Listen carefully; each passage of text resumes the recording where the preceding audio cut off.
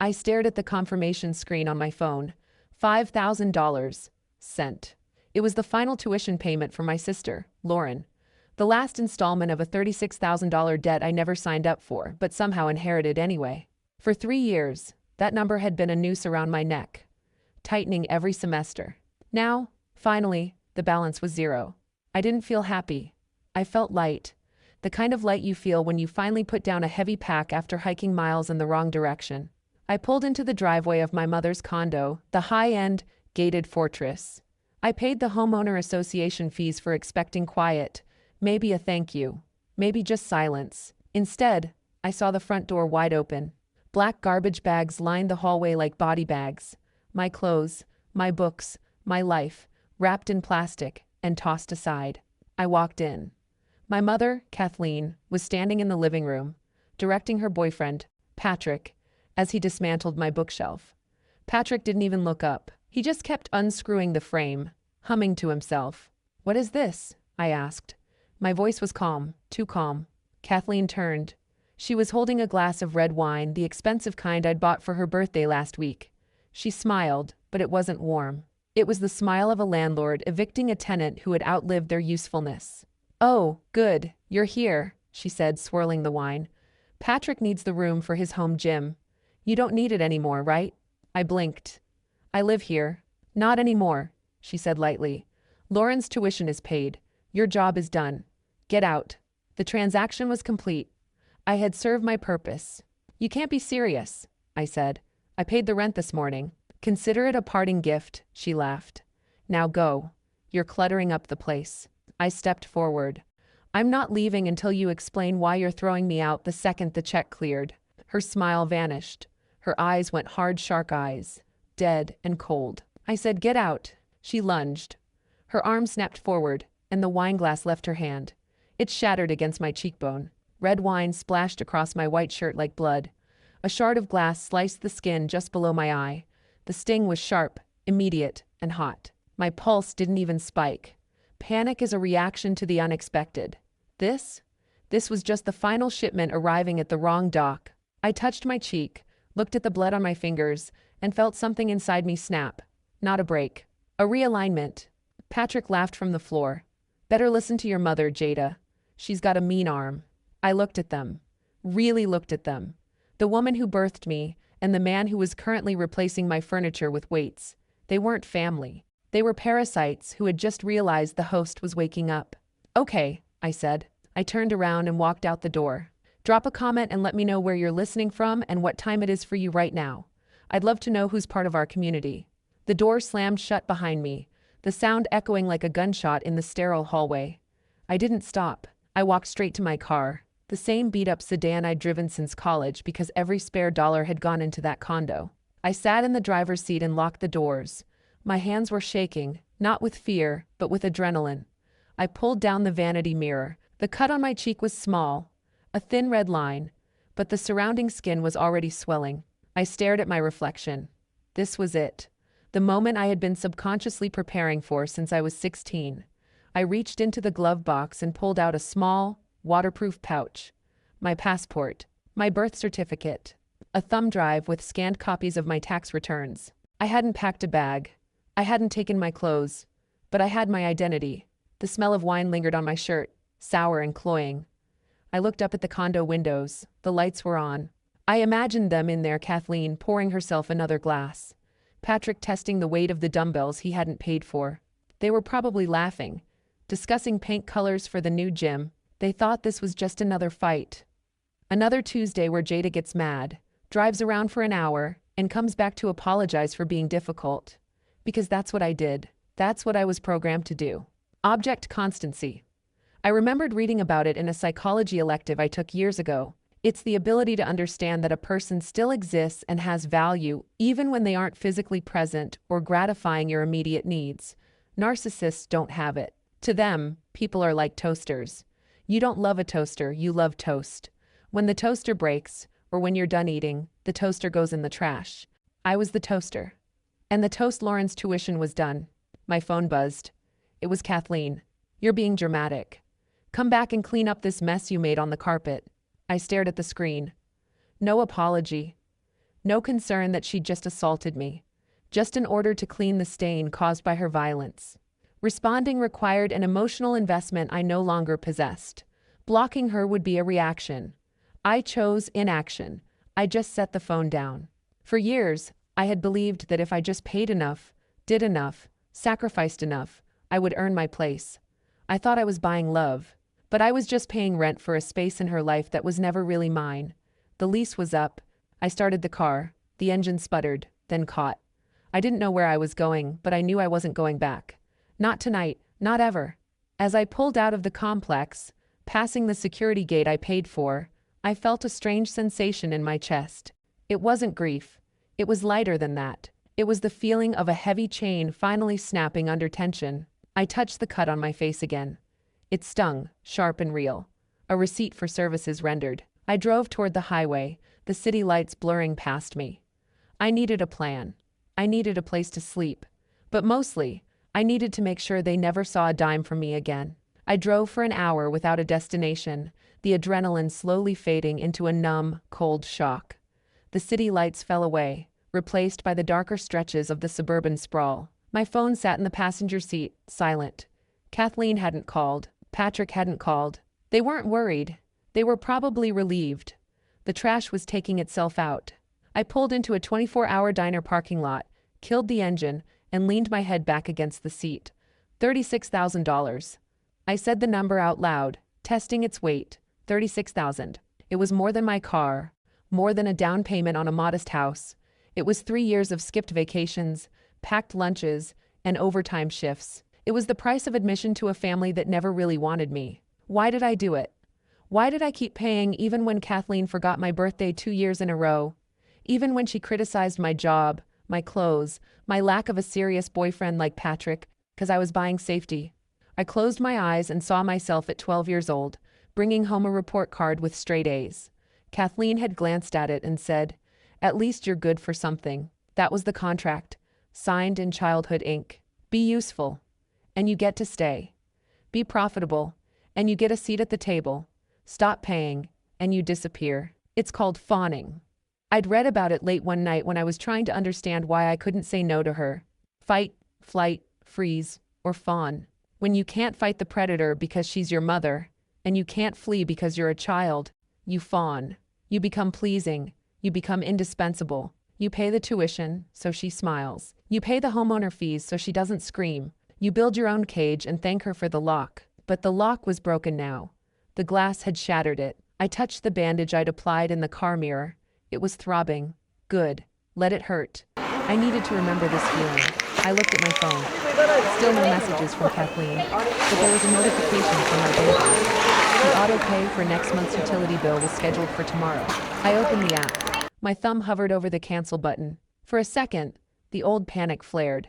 If I do this, she'll be furious. She'll call. She'll scream. Then, I remembered the wine glass flying toward my face. The sound of it breaking. The look in her eyes, not anger, but dismissal. I tapped cancel. Then I went to the scheduled transfers. The association fee. Cancel. The car insurance for her Lexus. Cancel. The streaming services Patrick used. Cancel. I didn't stop there. I went to the user settings and removed her access to my Netflix account. I changed the password to my Amazon Prime. I went down the list of every small, invisible tether I had used to bind myself to them, and I severed them one by one. It wasn't revenge. It was an amputation. To survive the infection, I had to cut off the limb. I put the phone down. The silence in the car felt different now. It wasn't empty. It was spacious. I wasn't going to a hotel. A hotel was temporary. A hotel was for people who were traveling. I wasn't traveling. I was escaping. I started the car and turned onto the on-ramp for the interstate, heading north. I knew where I was going. I hadn't been there in 10 years, not since the divorce, but I remembered the way. It was the only place I knew that didn't feel like a transaction. Randy's farm. I was 20 miles outside the city limits when my phone buzzed again. I glanced at it, bracing myself for another demand from Kathleen. But the name on the screen wasn't hers. Lauren. My stomach tightened. Lauren was the golden child. The reason I'd drained my savings. The sister who had quietly accepted my money for 3 years while I wore thrift store clothes. I expected a text asking where I was, or maybe echoing Kathleen's anger. I picked up the phone. It was a picture. It was a photo of the living room floor.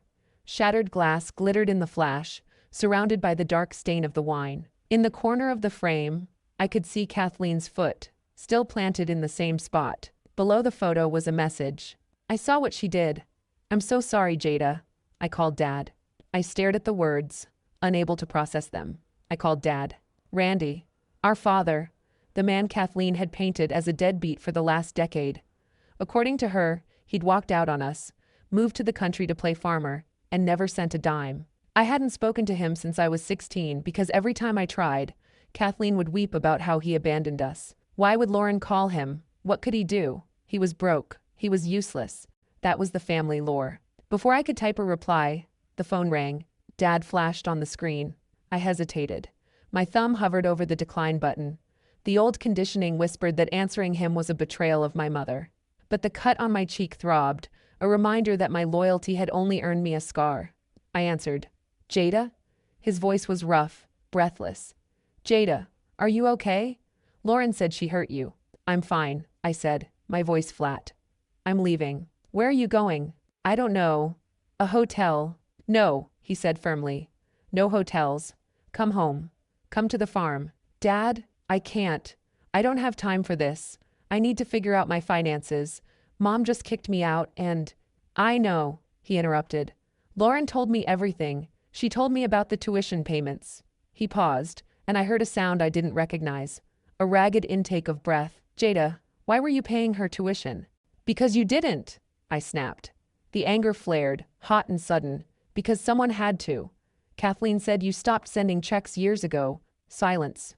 Long, heavy silence. She said what? His voice was dangerously quiet. She said you were broke.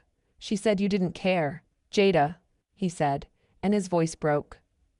I have sent a check for $1,500 every single month for the last 10 years. I sent extra for tuition. I sent birthday money. I sent Christmas money. I never saw it, I whispered. I know, he said. I know that now. She sent the letters back.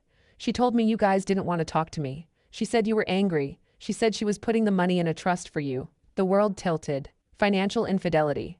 The term flashed in my mind. It wasn't just about hiding spending. It was about controlling the flow of resources to control the people who depended on them. The gatekeeper. Kathleen hadn't just stolen my money. She had stolen my father. She had built a wall of lies so high I couldn't see over it, and she made me pay for the bricks. Come home, he said again. Please. I have the bank records. I can prove it. I looked at the road ahead. The darkness wasn't empty anymore. It was hiding monsters I hadn't even known existed. I'm coming, I said. I hung up and pressed the accelerator. The numbness was gone.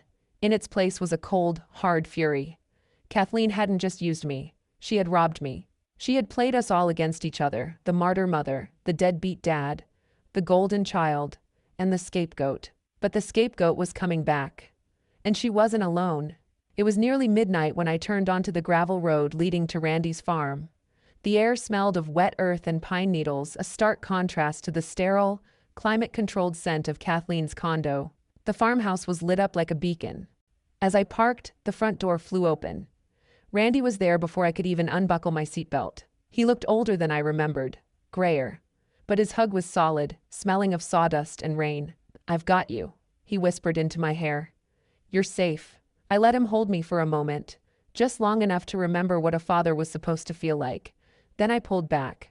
I didn't want comfort. I wanted ammunition. Show me the records, I said. We sat at his kitchen table, a battered oak slab covered in papers. It was messy, chaotic, and real.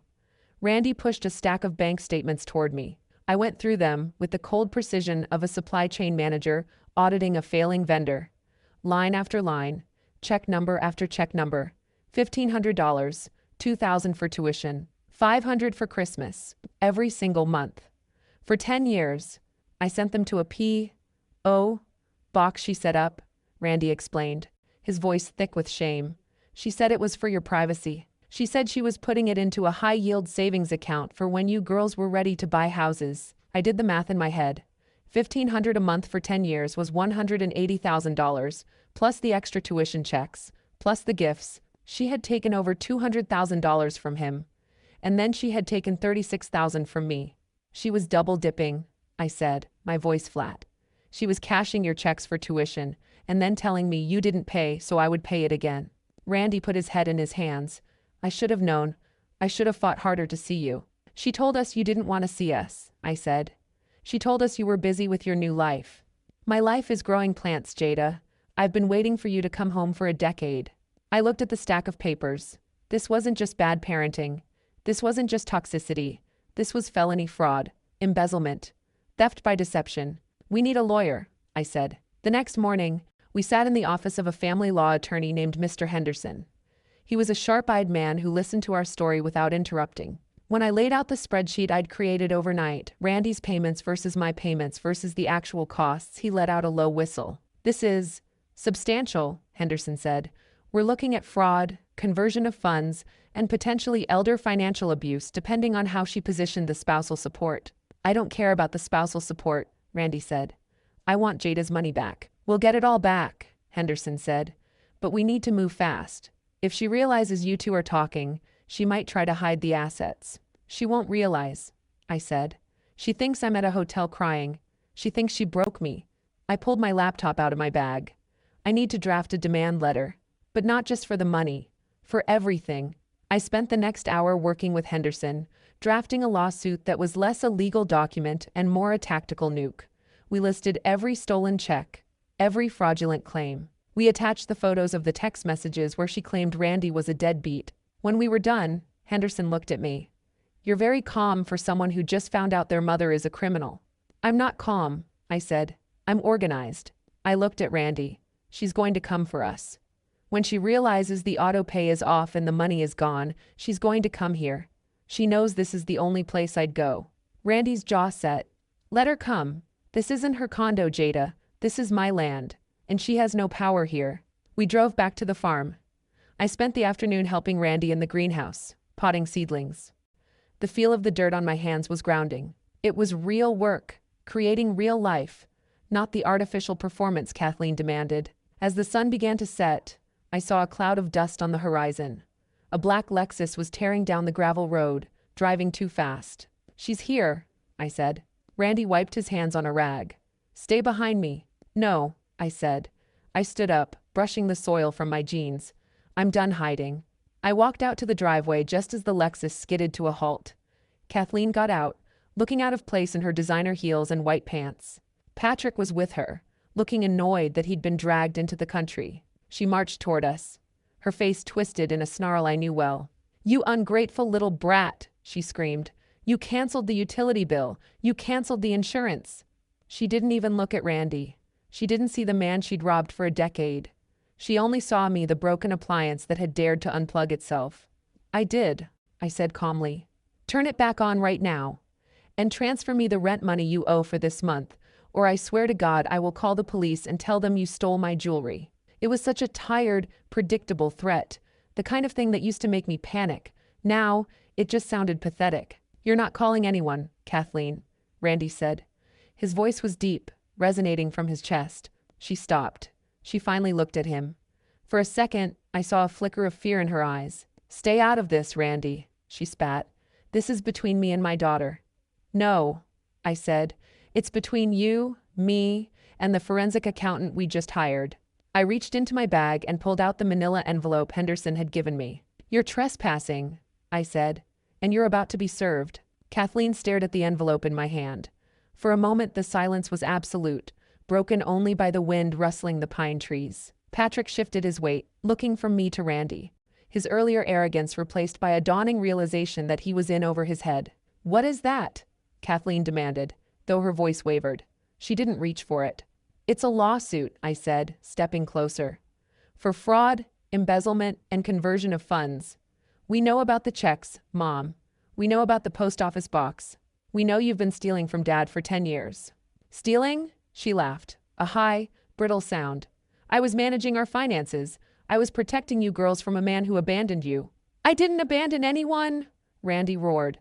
You blocked me. You returned my letters. You stole $200,000 meant for their future. It was my money, she screamed, her face contorting. I raised them. I did the work. You just wrote checks. I deserved every penny for putting up with your... She trailed off, realizing she had just confessed. Patrick took a step back. Wait, you told me you invested well. You said the condo was paid off. It is paid off, Kathleen snapped. With my money. With my money, I corrected. And Dad's money. And Lauren's tuition money. Kathleen turned her glare back to me. You ungrateful little. I gave you a home. I let you live in luxury. You let me pay for a luxury I didn't want, I said. And now you're going to pay us back. I thrust the envelope into her chest. She had to grab it or let it fall. She grabbed it. Read it, I said. Or don't. But you have 30 days to respond before we move for a default judgment. And just so you know, we've already filed for a freeze on your assets. You can't do that, she whispered. I have bills. I have the club membership. Cancel them, I said. Just like I canceled the Netflix. Jada, please, she said, switching tactics instantly. Her eyes filled with tears, the same performance I'd seen 1,000 times. I'm your mother. You can't destroy me. We're family. Family protects you, I said, my voice steady. Family doesn't throw wine glasses at your face. It was an accident. I was stressed. It was assault, a new voice said. We all turned. Lauren was standing on the porch of the farmhouse. She looked pale, but her eyes were dry. She walked down the steps and stood next to me. Lauren? Kathleen's voice cracked. Baby, tell them. Tell them I'm a good mother. Lauren looked at her. I saw the texts, Mom. I saw you laughing about kicking Jada out. I saw you telling Patrick you were glad the cash cow was finally empty. Kathleen flinched as if she'd been struck. I never. That was a joke. It wasn't funny, Lauren said. She reached out and took my hand. We're done, Mom. We're both done. Kathleen looked at the three of us, Randy, solid and angry. Me, cold and resolved. And Lauren, her golden child, finally seeing the tarnish. She was completely isolated. The narrative she had controlled for a decade had shattered. She looked at Patrick for support. He was already walking back to the car. I'm not getting involved in a fraud case, he muttered. I'm out. Patrick, she shrieked. Patrick, wait. He didn't wait. He got in the passenger seat and slammed the door. Kathleen stood there for a moment longer, clutching the lawsuit to her chest. She looked small, mean, but small. You'll regret this, she hissed at me. You'll come crawling back when you realize nobody else will ever love you like I do. I hope not, I said, because your love costs too much. She turned and marched back to the car, her heels sinking into the dirt. She drove away without looking back, leaving a cloud of dust that settled slowly over the fields. I watched her go. I waited for the guilt, for the panic, for the old urge to fix it. But there was nothing, just the quiet hum of the farm and the warmth of my sister's hand in mine. The fallout was swift and brutal. With her assets frozen and the lawsuit moving forward, Kathleen couldn't keep up the charade. She tried to countersue, claiming the money was a gift, but the text messages and forged checks told a different story. Her lawyer dropped her within a week. To avoid a criminal trial that would have put her in prison, she agreed to a settlement. She had to sell the condo, the pristine, gated fortress she loved more than her children, to pay restitution. She ended up in a small one-bedroom apartment on the edge of town. Patrick, true to form, never called her again. The gym he wanted so badly never got built. I didn't visit her. Lauren didn't visit her. We heard through a cousin that she spends her days telling anyone who will listen that her ungrateful daughters abandoned her after she gave them everything. She's still the victim in her own story. But that's her story, not mine. My story is here, at the nursery. I used my supply chain experience to help Randy modernize his inventory system. We started selling direct-to-consumer online, and business is booming. For the first time in his life, he's not just surviving, he's thriving. Lauren transferred to a local college nearby. She lives in the farmhouse with Dad, and we have dinner together every Sunday. Real dinners, with laughter and burnt garlic bread and no wine glasses being thrown. As for me, I bought a small fixer-upper down the road. It's not fancy. The floors creak, and the paint is peeling in the kitchen. But the deed is in my name, the locks are mine, and when I walk through the door at night, nobody tells me to get out. Yesterday, I planted a young oak tree in my front yard. Randy helped me dig the hole. You know, he said, wiping sweat from his forehead. Trees